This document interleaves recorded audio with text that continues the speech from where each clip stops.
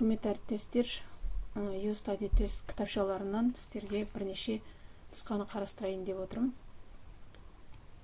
Бірінші нұсқа тәрбиенің мақсаты әрине жеке тұлғаның жан-жақты дамуы болып табылады. Екінші, ойын тәрбиенің қай бөлімінің негізгі құралы? Ойын көбінде балаларды ойнатумен айналысады, сондықтан да денемен сәйкестендіріледі. Этикалық әңгіме. Этикалық әңгіме бұл әрине пікірталас.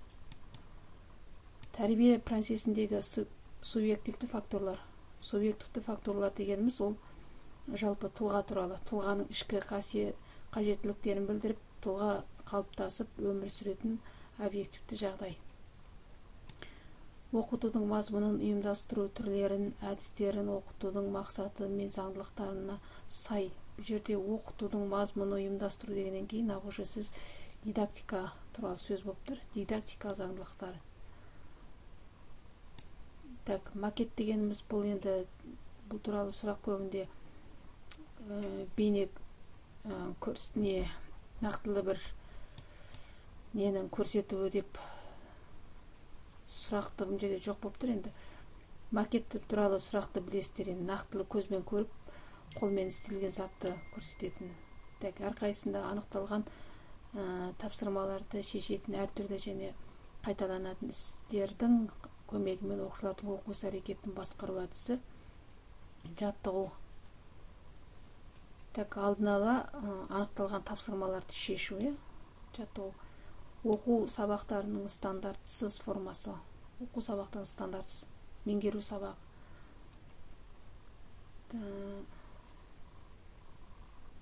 Конференция, панорама сабақ, интерференцияланған сабақ. Бұл жердегі сабақ конференция стандартсыз. Бұл жерде негізі оқу сабақтың стандартсыз формасы сабақ конференция, панорама сабақ, интеграцияланған сабақ болып табылады. С жауап дұрыс. Сабақты психологиялық талдау. Мұғалімдердің проективті, рефлексивті іс-әрекеті болып табылады. Сабақ жоспарының соңғы кезеңі әрине сабақты қорытындылау болып табылады. Соңғы кезеңде осы қорытындылау кезеңде үй тапсырмасын белгілейді, бағалайды дегендей. Зерттеу нәтижелеріне сүйене отырып, педагогикалық жаңалықтардың мынандай критерийлер жиынтығын анықтауға болады дейді. Бұл жаңашылдық, оптималдық, жоғарғы нәтижелік, тәжірибеде шығармашылықпен қолдану мүмкіндіктері болып табылады. Келесі сұрақ: сабақты жоспарлау және оны өткізу технологияларын дайындаудың бірінші бөлігі. Бұл әрине жоспарлаудың бірінші бөлігі сабақтың мақсатын, оның әрбір қадамын терең ұйымдастыру. Бұл бірінші қадам болып табылмақ. Жеке тәжірибенің дамуы, басқалар жасаған тәжірибені және ғылыми басылымдарды меңгеру, қателер мен сынақтар әдісі, эксперимент. Бұл дегеніміз тұлғаны тәрбиелеу әдістері емес, ұжымдық әрекет түрлеріне жатады. Ұжымдық әрекет түрлеріне, өйткені эксперимент ол ұжым болып істелетін нәрсе. Оқушының сын тұрғысынан ойлауындағы дәлелдерді талап етіп, кез келген дәлелдерді есепке алып отыруын көрсететін ерекшелігі бұл ұтымдылық. Әрине дұрыс, ұтымдылық болып табылады. Оқушылардың сын тұрғысынан ойлаудағы дәлелдерді талап етіп, кез келген дәлелді есепке алып отыруын бұл ұтымдылық.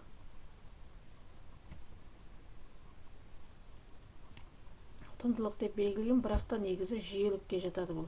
Жүйелік, ұтымдылық емес, жүйелік.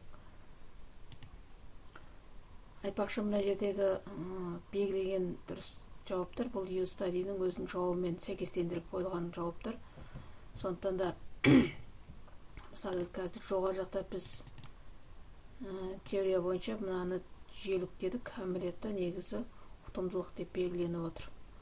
Сондықтан да біз ұтымдылық деп жаттаймыз енді, басқа ыңғайсыз.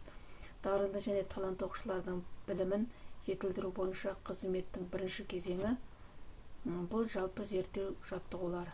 Әрине, бірінші зерттеп аламыз дарынды балаларды.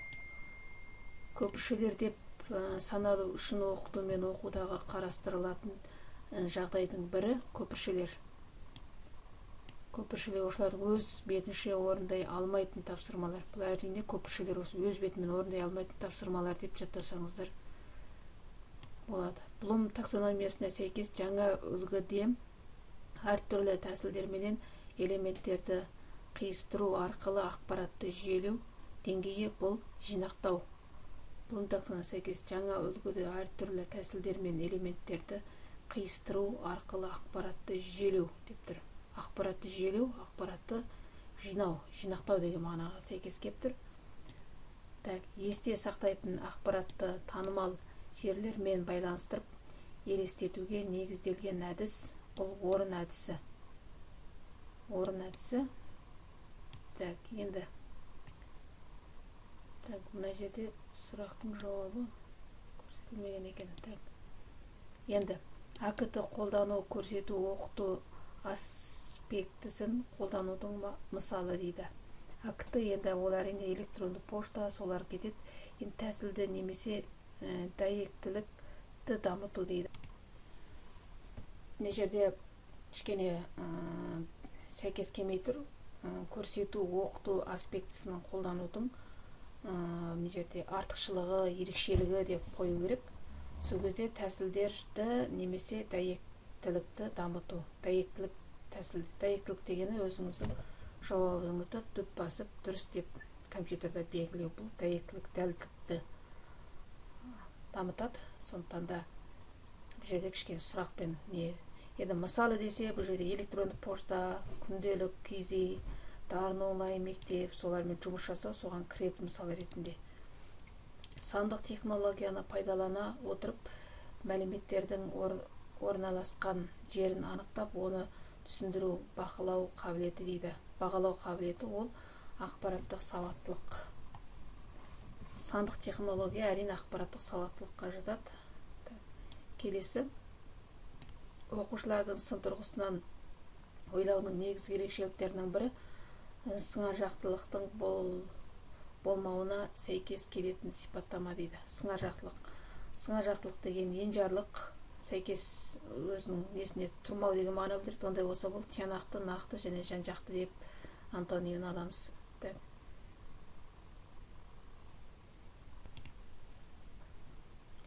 Антонимі деген сөз қарама-қарсы, сыңар жақтылық болмау деп тұр.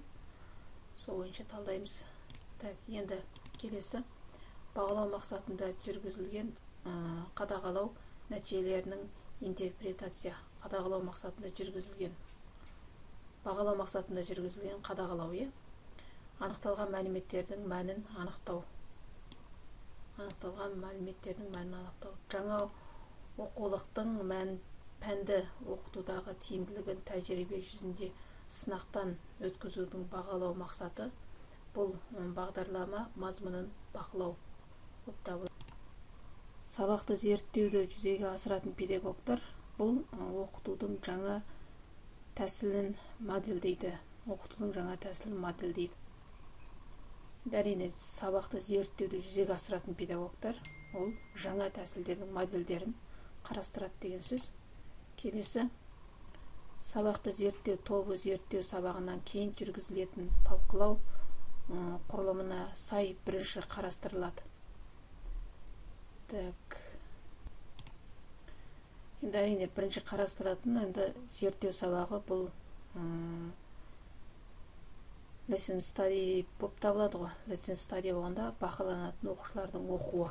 Бірінші бақыланатын оқушыларды анықтап алуымыз керек. Группада қай оқушыларды анықтау керек. Сол бойынша сабақ барысында соларға баға қойып, солардың оқу үлгерімін анықтап отырады. Сонымен бізде бір нұсқа бітті. Енді келесі нұсқаны бастаймыз.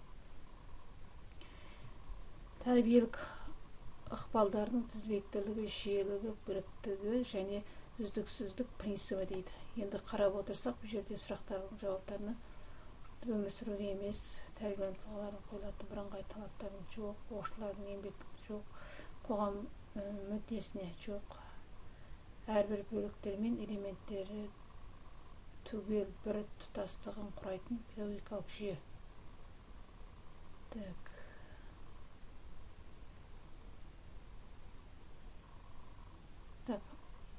Жауап дұрыс болады. Келесі сұрақ: адамгершілік тәрбиенің міндеті. Енді адамгершілік ол жалпы адамгершілік тәрбие өздеріңіз білетіндер, бұл адамдарға деген құрмет сезімінің, балалардағы этикалық тәрбиенің дамыту болып табылады. Келесі сұрақ: жазалау әдістерін талдауда ескеретін жағдайлар дейді. Оқушының жасы дейді, дұрыс айтады.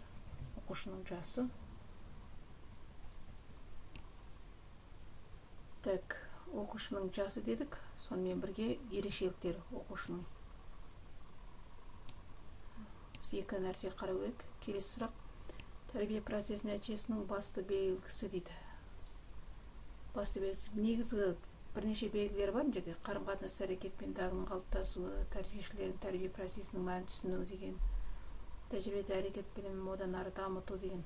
Негізгі ерекшелік тәрбиеленушілердің өз жас ерекшеліктеріне қарай мінез құлық нормалары және ерекшеліктерін білу. Бұл негізгі басты ерекшелік болып табылады. Төртің жауабы болып табылады. Келесі: дидактиканың нақты түсініктер. Енді ол сабақты беру, оқыту, білім беру, оқу болып табылады. Бұл жауап дұрыс. Келесі: так, бірізділік, жүйелік. Бұның да сұрақтарын есіме түспей тұр негізі. Мектеп шеберханасында оқу тәжірибе учаскесінде оқушылардың, бұл практикаға байланысты болып тұр, практикалық жұмыстар. Келесі: оқулықта қойылатын талаптар. Әрине, оқулықта бірнеше талаптар қойылады. Так, оқу материалдарының жоғарғы идеалдық және ғылыми деңгейіндегі түсінікті болып баяндалуы. Бұл негізгі басты талап болып табылады. Сондықтан да осыны дұрыс. Келесі: мұғалімге ағымдағы сабақты талдауға және қадағалауға негіз болатын педагогикалық іскерлік. Ағымдағы сабақты талдауға және қадағалауға, оқушылардың оқу материалдарын меңгеру тереңдігін байқау. Дұрыс. Бұл дұрыс. Оқушылардың оқу материалдарын меңгеру тереңдігін байқауы. Келесі сұрақ: сабақты жоспарлауда мұғалім алдында қойылатын алғашқы сұрақ. Бұл сабақтың мақсаты қандай деген? Алғашқы сұрақ осы болып табылады. Келесі сұрақ: меңгерген білімінен өмірлік тәжірибе негізінде тез, нақты, саналы орындалатын практикалық және теориялық іс-әрекетке даярлық. Бұл тез әрі нақты дейді. Бұл әрине дағды болып табылады. Келесі: озық тәжірибенің ең жоғарғы деңгейі ғылыми зерттеу. Дұрыс айтады. Сабақта психологиялық талдау жасау ол мұғалімнің проективті және рефлексивті іс-әрекеті болып табылады. Психологиялық талдау жасау бізде сабақтың соңында рефлексия деп көбінде айтылатын. Оқушылардың сын тұрғысынан ойлаудың негізгі ерекшеліктерінің бірі сыңар жақтылықтың болмауы. Бұл енді қайталанған сұрақ. Тиянақтылық, нақты және жан-жақты болу деген сұрақ дұрыс. Жауап дұрыс. Ең үздік оқушыларды анықтаудағы өз білімін жетілдіру сенімді өлшемінің сипаттамасы болды. Бұл енді олардың өздерінің оқуларын реттей алады.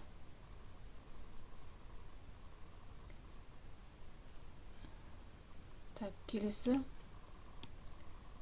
мұғалім қызметіндегі сындарлы оқыту теориясына сәйкес маңызды басымдылықтың бірі болып табылады. Так, оқушылардың сабақты қабылдау ерекшеліктерін түсіну. Осы аталады. Сындарлылық теориясына сәйкес маңызды басымдылықтардың бірі. Мұғалім басымдық береді сындарлыда. Оқушылардың нақты қабылдау ерекшеліктеріне басымдылық беріледі. бұл жұмыс болып табылады. Келесі сұрағымыз: балалар өздерінің сенім біліміне сүйене пайымдау жасай алады деген түсінікке негізделген оқыту ортасы оқушыға бағдарланған. Әрине, оқушы бала пайымдай жасай алады деген сөз, ол әрине оқушыға бағдарланған болып табылады.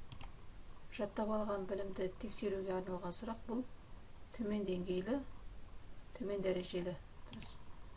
Келесі: оқушылардың білім алуын қолдау үшін пайдаланатын басқаға бағыттау, сұрақ қою мысалын көрсетіңіз.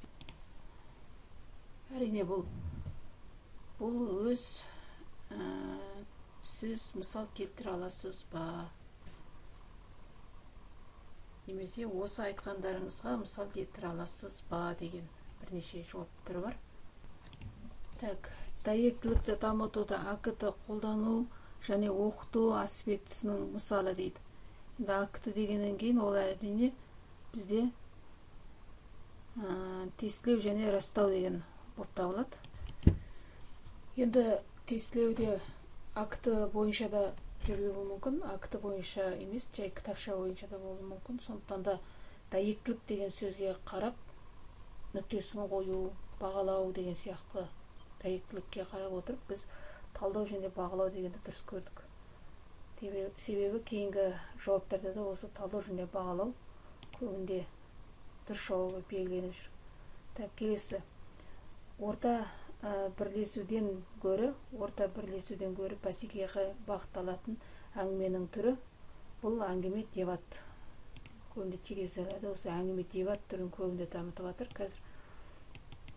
Келесі: оқушыны бағалау үшін қорытынды жасау үдерісі. Бұл әрине оқушының бағалау үшін қорытынды жасау үдерісі. Бұл әрине оқушының жауабына сәйкес шешім қабылдау, баға қою, бағалау болып табылады. Бағалаудың барлық түрлеріне тән 3 сипаттама бар дейді. Интерпретация, сипаттамасына сәйкес интерпретация, ол критерий деп жаттап алсаңыздар болады. Оқушылардың жауабын критерийге сәйкестендіру.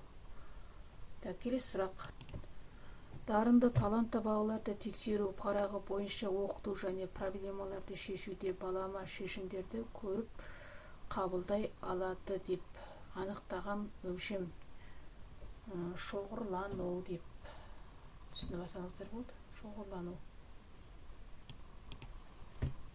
десе де, мына жерде негізгі дұрыс жауап бұл икемділік болып табылады. Икемділіктің анықтамасына келетін болсақ, икемділік басқаларға қарағанда олардың ойлау қабілеттері жақсы ұйымдастырылған, дегенмен олар оқуда және проблемалар шешуде балама шешімдерді көріп қабылдай алады деген икемділік. Ал енді шоғырлану дегеніміз ерте жасынан бастап ерекше қабілеттерін ұзақ уақытқа шоғырлау қабілеттері бар деген сөз. Бұл шоғырлану. Ерте жасынан бастап ерекше қабілеттеріне ұзақ уақытқа шоғырлау дейді. Ұзақ уақытқа шоғырлау, бұл шоғырлану болып табылады. Сондықтан да бұл жауаптың дұрыс жауабы икемділік дұрыс жауап болып табылады. Келесі: сабақты зерттеу тобы зерттеу сабағынан кейін жүргізілетін талқылау құрылымының соңғы кезеңінде қарастырылатын. Соңғы кезінде әрине келесі сабақты зерттеу жоспары құрады. Қандай кемшілер кетті, соны талқылайды. Келесі жоспарға соны енгізеді. Келесі сабақты зерттеуді жоспарлау деген осы дұрыс. Келесі сұрақ: бізде соңғы сұрақтың сұрағы толық берілмегендіктен біз келесі үшінші тест талдауын өтейік. Бірінші сұрақ: тәрбиенің негізгі құрамдас бөліктері. Бірінші сұрақ: тәрбиенің негізгі құрамдас бөлігі. Тәрбиенің негізгі құрамдас бөлігі бұл әрине этикалық, діни, рухани, оқытушылық болып табылады. Этика. Келесі: енді бізге көбінде ақыл ой, дене, адамгершілік, экономикалық еңбек деген жауапты көбіне белгілеп жүр. Осы жауапты дұрыс деп қабылдаңыздар. Ақыл ой, дене, адамгершілік, экономикалық еңбек деген осы негізгі құрамдас бөлігі. Бұлар негізгі емес болып табылады. Келесі, құқықтық тәрбиенің негізі. Әрине, құқықтық тәрбиені бірінші рет қалыптастыратын баланың бойына ол отбасы, содан кейін балабақша, одан кейін мектеп. Негізгісі отбасы болып табылады. Келесі сұрақ, тәрбие тәсілі. Тәрбиенің тәсілі бұл педагог іс-әрекетіндегі негізгі қағидаттар болып табылады. Тәсілі. Келесі сұрақ, бұл әрине өзіндік алғашқы түсінігін өзіне қойылатын талаптармен оларды орындау. Негізгі қайшылық болып табылады. Өзіндік алғашқы түсінігін өзіне қойылатын талаптар және оларды орындау. Келесі сұрақ, оқытудың ғылыми принципі. Бұл оқушылардың дүниетанымдық көзқарасын қалыптастыратын ғылыми білімдер жүйесімен қаруландыру болып табылады. Дүниетанымдық көзқарасын қалыптастыратын ғылыми білімдер жүйесімен қаруландыру. Ғылыми принцип негізі осы болып табылады. Келесі сұрақ, педагогикалық процестің бағыттылық принципі бұл оқыту мен тәрбие үйлесімділігіне ықпалы деген. Осы дұрыс. Оқыту мен тәрбие үйлесімділікке ықпалы. Келесі сұрақ, білім беру мазмұнын анықтайтын нормативтік құжат, ол білім беру стандарты болып табылады. Мұғалімнің сабаққа дайындығының бірінші кезеңі, бұл бізде қайталанған сұрақ. Әрине, бірінші мақсат деген сөз тауып алуымыз керек.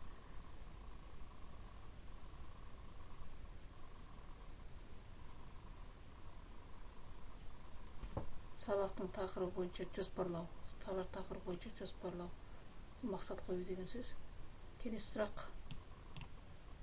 енді оқуға қызығушылығын ынталандыру әдістері бірнеше, осының ішінде көбінде қолданылатын осы танымдық ойындар болып табылады.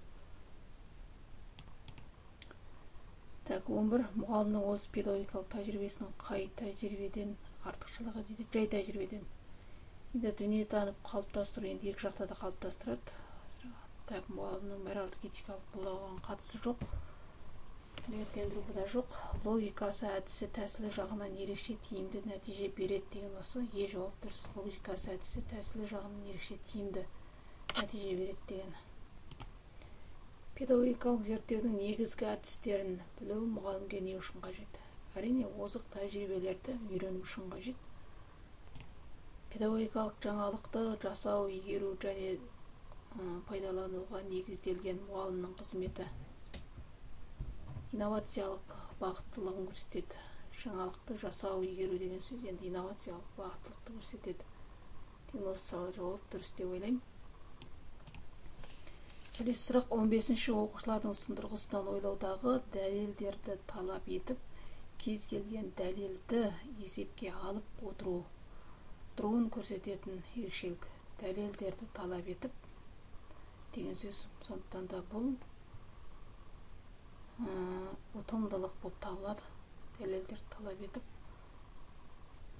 кез келген дәлелді есепке алып отыруын ұтымдылық болып табылады. Келесі сұрақ, бағана біз оқыту үдерісінің кезінде дарынды, талантты балаларды анықтайтын өлшемдердің ішінен икемділік дегенді біз бағана айтып кеттік. Осы дарынды балаларды анықтайтын бірнеше сипаттамасы бар. Икемділік бұл әрине балама шешімдерді көріп қабылдайды. Осы икемділікке жатады. 18-ші сұрақ, Шулман құзырлы мұғалімдерге тән үш белгіні көрсеткен. Оның бірі болып табылатын оқытудың тәжірибелік дағдыларының сипаттамасы. Оқытудың тәжірибелік.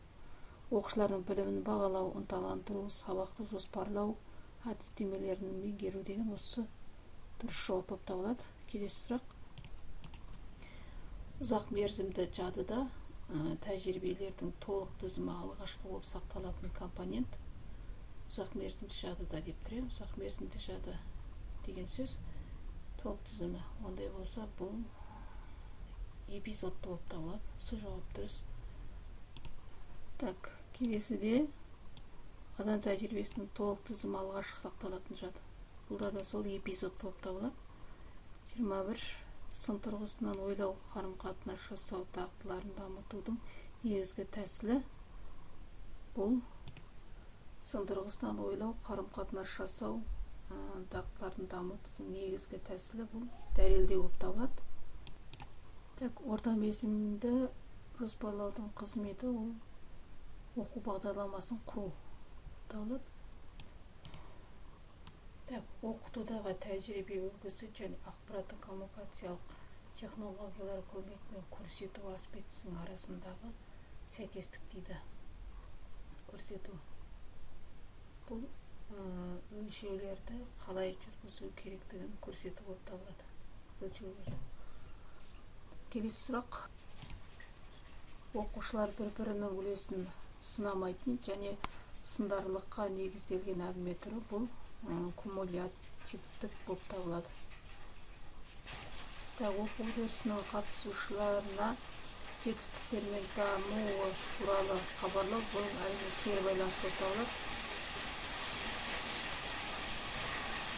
Мектеп бітірушілер түлектерге мемлекеттік емтихан өткізудегі бағалату мақсаты бұл оқудағы стандартты бақылау және орындау болып табылады. Сонымен біз 3 нұсқаны қарастырдық. 3 нұсқада қанша 30 сұрақтан 90 сұрақ бар. Соңғы бір 2 сұрақ бар екен. Қарастырдық. Сабақты зерттеу, lesson study тәсіліндегі ең басты өзгеріс. Бұл ең басты үрдіс әрине сабақты зерттеу болып табылады. Сабақты зерттеу. Енді соңғы сұрағымыз іс-әрекеттегі зерттеу тәсіліндегі басты үрдіс дейді. Іс-әрекет зерттеу, енді бұл жерде оқу процесінің іс-әрекетін зерттеу арқылы көшбасшы мұғалімдерді даярлау. Сонда көшбасшылықты болу деген осы В жауап дұрыс болады. Сонымен көңіл қойып тыңдағандарыңызға рахмет. Мінекей өзім 1 сағаттан артық уақытымды қиып отырып, сіздерге мінекей 3 нұсқа 90 сұрақты сіздермен бөлісіп отырмын. Лайк басып, каналға тіркеліп, кішкене қолдау көрсетіп жіберіп отырыңыздар. Мен бұл каналға шығарған осы пет тест бойынша 3-ші видеом ғой деймін. Ең ұзағы осы бүгінгі видео болмақ. Сіздермен әріптестік кері байланыс күтемін. Аттестациялық тест сұрақтарыңызға жақсы қатысып жоғары балл алуға тілектеспін.